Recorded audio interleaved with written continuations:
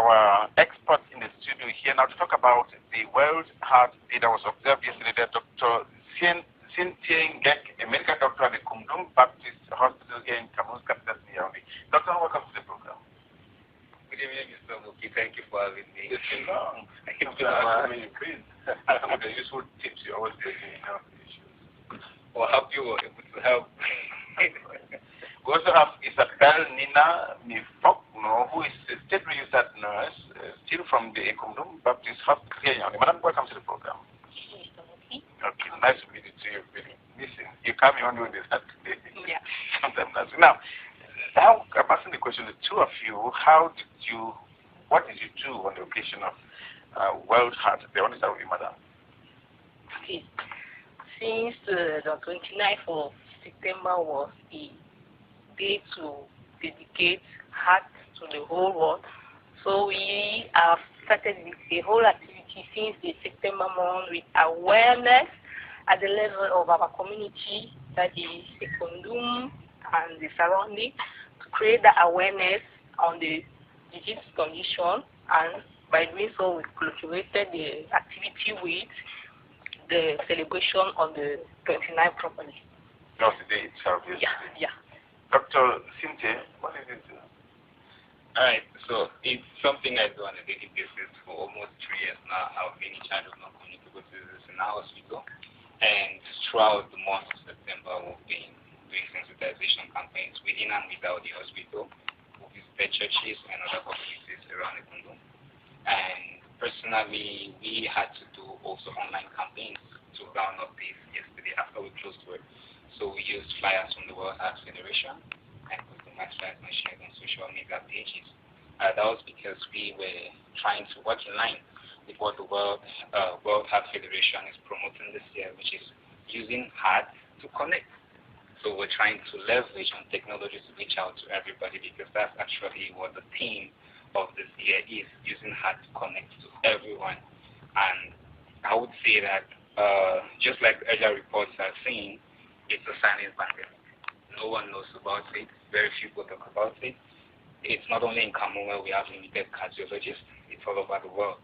And the first thing we want to do as primary care physicians like myself is to first of all get people to stay healthy and not fall sick. Now, I propose that, madam, you speak in French, and then doctor will speak in English so that people who are watching is going to have better comprehension. I'm asking again, Madam Isabella Nina Mifokno, why is there so much emphasis, I mean, when this 29th of September is coming on heart? Ok. Comme le disons toujours, l'aspect de cette maladie cardiovasculaire est assez silencieuse. D'où créer cette sensibilité à ce jour, c'est juste pour attirer l'attention de la population. Que ça existe, que c'est réel, c'est pas ce qu'on pense au quartier, c'est la sorcellerie. Se faire diagnostiquer assez tôt peut aider à sauver des vies, ou alors au moins prolonger la vie, parce que l'aspect silencieux de la chose fait en sorte qu'elle reste encore inconnue du public, inconnue de nos communautés, et par conséquent, le monde souffre. Why is it that it is attributed to other issues, as you said, like witchcraft and so on? Oui, c'est ce qui est caché, c'est le hic derrière la chose en fait, parce que la plupart des patients, en fait, en parenthèse, vont venir et le diagnostic se fait de manière fortuite. Du coup, ils pensent que non, c'est un parent au village qui est derrière ci ou ça. Ben non, c'est un truc qui est là, mais puisque son aspect, comme je disais tantôt, est assez silencieux, il ne se déclenche pas du tic au tac, ça peut prendre assez de temps, d'où certains restent encore dans l'ignorance, et puis ils ne savent même pas qu'ils peuvent venir se faire consulter pour prévenir la maladie. Why is it that as the years are going by, we're reporting so many cases of heart or cardiovascular diseases? Ok, on va dire déjà que beaucoup sont ceux-là qui ne visitent pas les hôpitaux. Mais à notre niveau déjà, nous essayons de multiplier des campagnes de sensibilisation. Et puis, on promet qu'à l'avenir, on ne va pas rester toujours en arrière. Quelles sont les causes? Pourquoi chaque année on dit que le cas augmente? Oui, justement parce que nos habitudes au train quotidien ne nous encouragent pas à respecter certaines normes, d'où nous sommes des victimes. Il y a beaucoup de choses, entre autres, qui peuvent contribuer, que nous le faisons au jour, sans savoir que cela contribue à la maladie. Cependant, il y a la consommation excessive d'alcool. On ne mange pas comme cela se devrait, on ne mange pas d'une manière hygiénique.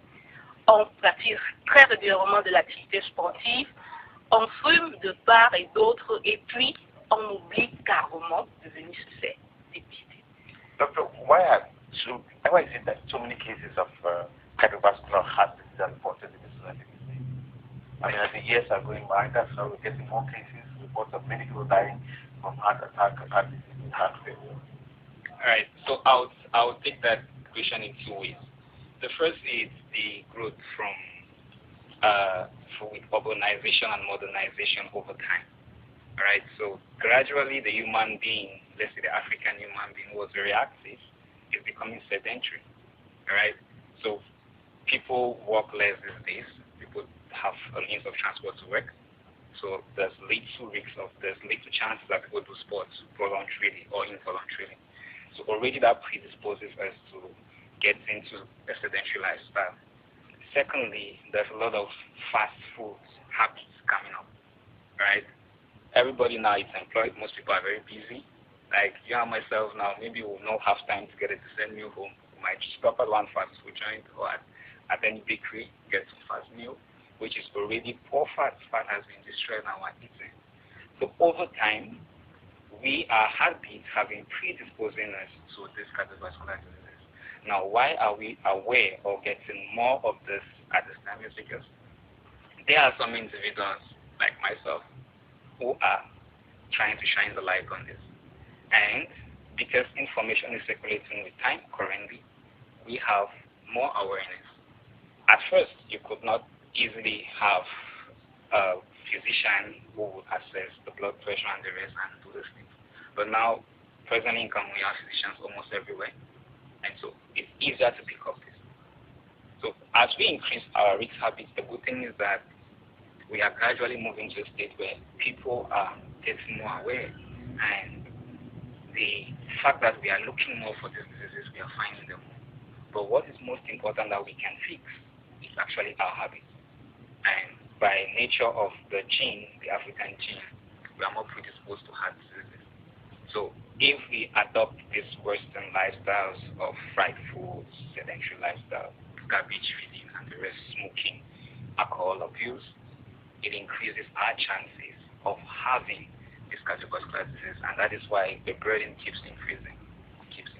Madame, non? Comment donc changer de l'habitude? Par exemple, manger. On doit manger comment pour éviter de ne pas avoir de problèmes cardiovasculaires? Ok, nous devons déjà nous encourager à manger sain et équilibré, sain et vivant. Comme le docteur l'a si bien dit, sain et vivant, c'est-à-dire quoi? Manger des produits assez bio, c'est-à-dire beaucoup de fruits, beaucoup de légumes, ce sont des aliments assez vivants. Manger équilibré, faire régulièrement du sport. Comment manger? Je viens de Congo, là on mange. Ok, d'accord. Ça n'empêche qu'on mange quelque chose de maïs. Mais si on respecte au moins les portions, cela est déjà une très bonne chose. Et si on le fait à des fréquences assez régulières, c'est encore meilleur.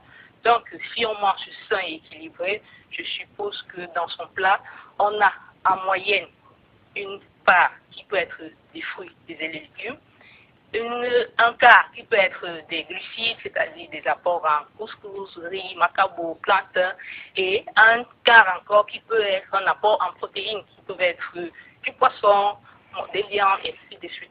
Donc, chaque individu devrait s'assurer que son plat modèle ressemble un peu à ça.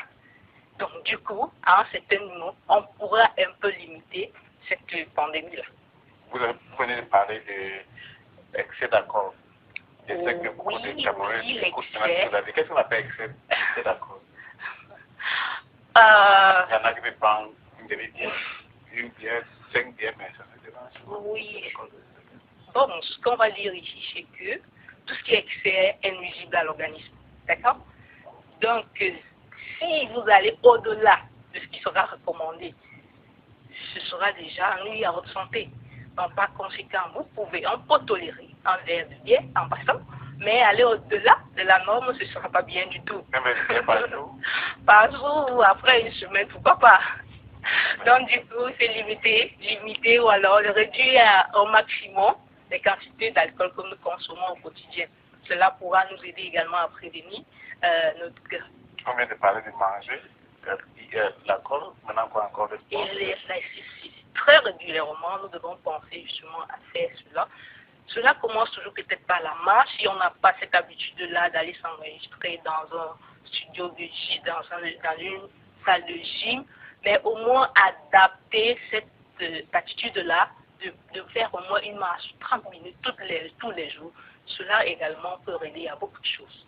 Doctor, the same question said that Madam was talking about how to eat to avoid cardiovascular diseases. How do you eat? Alright, so we recommend that a healthy dish should.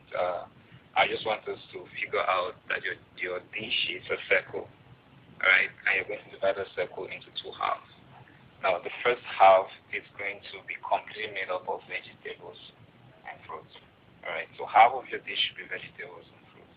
Now, the other half, we're going to divide it into two quarters. Right? The first quarter should be made up of carbohydrate complements. Right? So rice, fufu, corn, whatever. Mix up the quarter.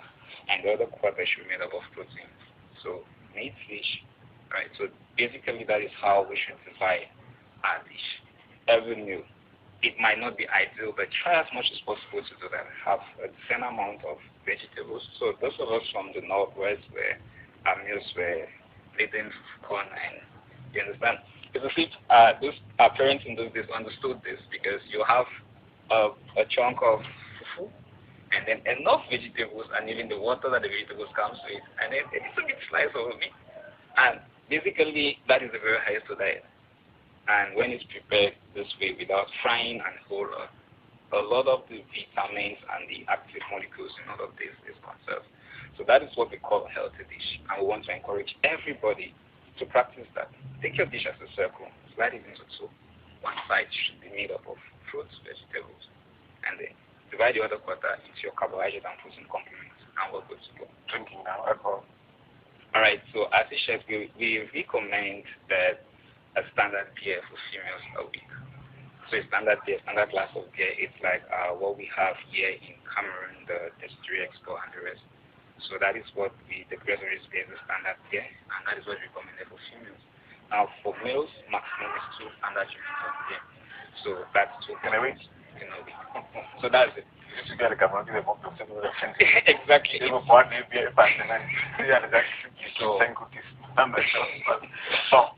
what about, you're talking about the drinking, the music, the food, then sports, physical activity?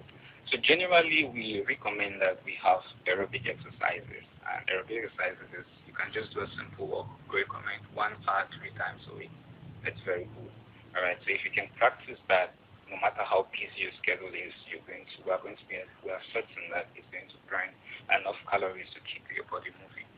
So basically, that is the baseline. But if you can do more than that, it's okay. But baseline. Cigarettes now? Well, there's no room for cigarette smoking. Cigarette smoking doesn't only affect the heart, but every other organ in the body. The effect it has on the heart is the faulty heart rate it causes. Because when you take it, you feel as if you're so powerful, the heart beats faster.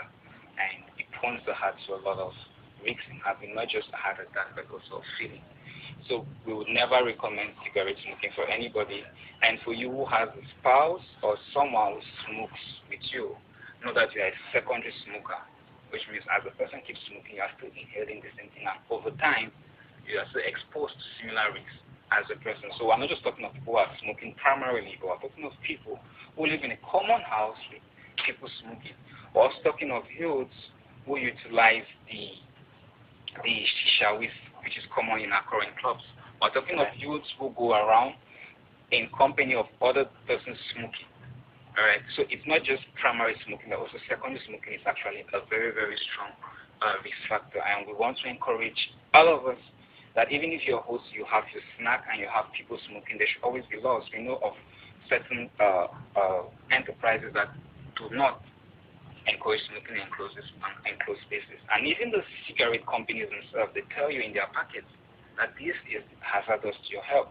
So because this is addictive, these people need help. So we encourage those who are secondary smokers, that means you have people around you who are smoking, to actually be the light to those who are smoking. Help them to quit smoking.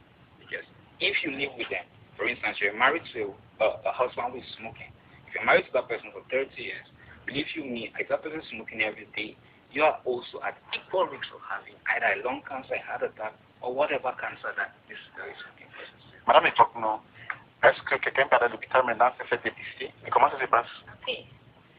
Ça commence déjà par le diagnostic se fait va sur le temps P0 à l'instant où vous arrivez. Ok. On a des paramètres qui sont mis en place pour s'assurer que vous passez par ce carnaval-là. Donc, je vais prendre un individu X qui arrive à l'hôpital, qui passe tout le protocole d'accueil et de réception et qui est reçu en salle que nous appelons la salle de paramètres. Donc, dans cette salle de paramètres, on va bien évidemment vérifier sa tension artérielle, son poids qui va avec sa taille, sa circonférence abdominale même aussi, pour s'assurer qu'il est dans les normes. Aussitôt qu'on a un chiffre qui vise l'abnormal, c'est déjà l'alarme, selon nous. Donc, du coup, cet individu-là qui vient pour un problème X se retrouve probablement avec deux problèmes à la fois, parce qu'on ne va pas le laisser partir avec une tension qui est supérieure à la norme. Du coup, une équipe est mobilisée directement pour prendre en charge cet individu, peu importe. Après sa première affection, après ce pourquoi il est venu, immédiatement on s'assure que cet individu est suivi à la lettre pour s'assurer que non seulement tout revienne à la norme s'il y a un facteur de risque, ou alors qu'il est pris en charge aussi rapidement si le diagnostic est posé. Donc voilà. Pour éviter ce qu'on appelle mort subite. En fait, c'est pour justement éviter les complications sur le long terme et bien évidemment vivre assez avec une bonne santé. Heureusement, Madame Foucault Trambo Florence va être ici avec nous, deuxième partie de l'émission, pour parler de comment faire des sports, comment danser pour éviter cette pratique-là. Avec M. William Merport qui est entraîneur de cette danse-là. Now, doctor, what would be the take-home? Avant d'aller là, Madame, est-ce qu'il y a un certain âge qui est en risque ou à risque? Ce sont les enfants, ce sont les femmes, ce sont les jeunes, ce sont des... Ok. Pour le moment, on ne pourra pas dire qu'il y a un âge assez, avec un âge requis pour développer une maladie cardiovasculaire. Que ce soit des jeunes enfants, que ce soit des jeunes adultes, que ce soit des vieillards, tout le monde est à risque de développer une maladie cardiovasculaire, que ce soit des sexes féminins ou masculins. Donc, la priorité voudrait que même au tout bas âge, nos jeunes enfants soient déjà appelés à... Les enfants? Oui, bien évidemment. Parce que nous, ils sont le fer de lance de la nation. Donc, tout ce qui se passe maintenant, s'ils ont cette habitude de copier très mal, demain, ils seront des pauvres victimes cependant, mais malheureusement. Donc, ça commence maintenant, quand ils sont tout petits, et puis quand ils vont inculquer cette culture-là, de bien vivre, de bien manger, de se mouvoir, du coup, on pourra vraiment prévenir la maladie. Doctor, somebody wants to go and find out if it's a risk or how you can do it. What do you do? It's simple. You get to any hospital. I'll talk about the hospital where I work. So we have an entire unit for that. Is it what they call know your number? Know your number, exactly, QIM. So when you get there, we get your parameters, and based on that, we calculate your risk of developing a cardiovascular event. Right, and if you don't have the risk, it's fine. You'll have a counseling session with Madam Isabel here and other members of the team. If you're diagnosed with an elevated blood pressure or elevated blood cholesterol, you'll be sent to see us, and we're going to be able to guide you, right, and also initiate your necessary treatment. So basically, it's all about everyone, especially if you have someone in the family, for instance, if you have a parent with hypertensive, you are already at increased risk of having hypertension compared to someone who doesn't have that kind of a parent. But it doesn't mean that that person doesn't have a risk of having the disease. So it's always good to come to the hospital at least every 6 months, do your numbers, and let's try to adjust your risk. So basically, it's simple. Every hospital has where they'll take your weight, they'll take your blood pressure. Every hospital is actually what we start with. And I think most health personnel, even the cleaners in the hospital, are trained to take blood pressure and are able to identify the vital signs that are concerning and notify the physicians around. So it's not something that it's new in Cameroon. It's not something that it's mysterious. It's just that most people are not aware. And I would say with the message of this year, using how to connect, it's actually us leveraging on technology like this, CRTV, and to be able to reach out to people that yes, there's something like this, and it's okay for you to walk up in the hospital even after closing work and go there. Oh, I just want to know my numbers, and we'll be able to help you, give you counseling, and it's going to help you not just you, but your family.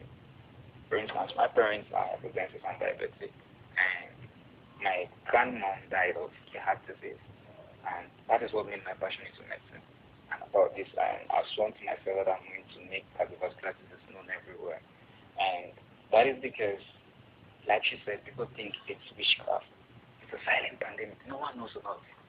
You don't have anyone inside. You just present with a stroke. You have a sudden chest pain. And so, if you just walk to the hospital, get tested, know your risks, it helps you to be able to prevent this. So basically, that's basically an advice to everyone, particularly of dark skin, to do. Because just this dark skin alone gives us a higher risk of having cardiovascular disease. Et quand il y a des gens avec cette maladie, on dit que c'est une licence à mourir, on n'y a plus rien à faire, par exemple, on dit que quand il y a des gens. Pas du tout, pas du tout. Ça peut le soigner. Bien évidemment. Même quand il y a un cas. Oui, la prise en charge est vraiment effective. Donc, on n'est pas prêt de mourir si on fait ce qu'il faut. Okay, thank you. The last message I take home, doctor. Alright, so the last message I would say is that at this time when the world is connected, where people are afraid of even coming to the hospital because of COVID-19, we need to use our hearts to connect to everyone. We need to use our hearts to connect to every heart. So if you have someone living with diabetes, hypertension, and heart disease, empower that person. Not to scare away from the hospital, but to be able to know their numbers. If you are having a first-degree relative with these diseases, know that you're in a higher risk. Adapt to healthy lifestyles, eat healthy, do some exercises, avoid alcohol abuse as much as possible, stop smoking, and above all, let's be aware that Africa, the third world, has the highest burden of these diseases, and we can fight this by primary prevention. So live healthy and stay healthy, and together let's make the world heart healthy. Le message est pour madame. On fait un peu triste aujourd'hui, là. Comme... Oui, malheureusement, il fallait bien qu'on sonne cette sonnette d'alarme encore une fois de plus. Donc, ce qu'on va retenir, c'est que ces maladies cardiovasculaires existent vraiment, qu'il est temps plus que jamais d'essayer de les prévenir. Les prévenir revient tout simplement à connaître ces paramètres vitaux qui te permettent de te dire si tu as risque ou pas. Et pour cela, passer à l'hôpital, dans n'importe quelle structure hospitalière, ce service vous sera rendu. Et aussitôt qu'on vous donne un conseil, mettez-les en pratique. Ça peut sauver des vies. I want to thank you very much, Dr. Sintieh, medical doctor at the Kumdum Baptist Hospital, and Mrs. Isabel Nina Mifokmo, who is a deputy nurse, from that same hospital, coming to educate people on how to prevent heart diseases on the occasion of this year's World Heart Day. Thank you very much, lady.